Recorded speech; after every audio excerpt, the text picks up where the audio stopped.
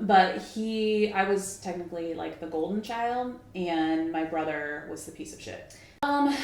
Well, with me, because it was me and my brother's younger.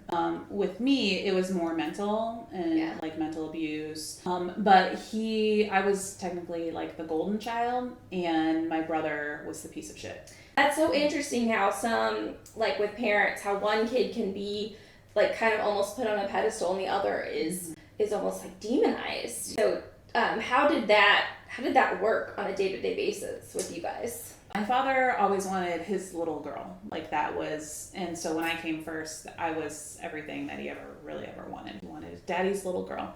And so I didn't see a lot of the abuse that happened to my brother, but I would hear it. I didn't know that he would push him downstairs or shove his head down like in walls or, that kind of stuff.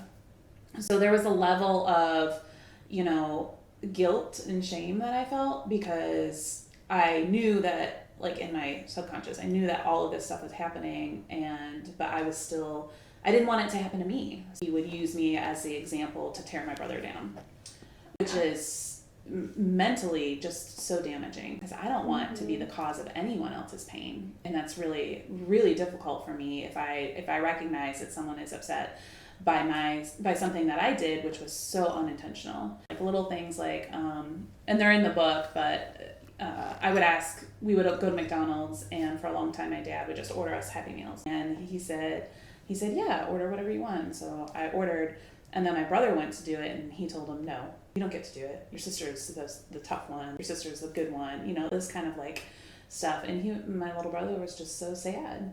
And it was just like little things like that. Like he would demean him or belittle him, and it was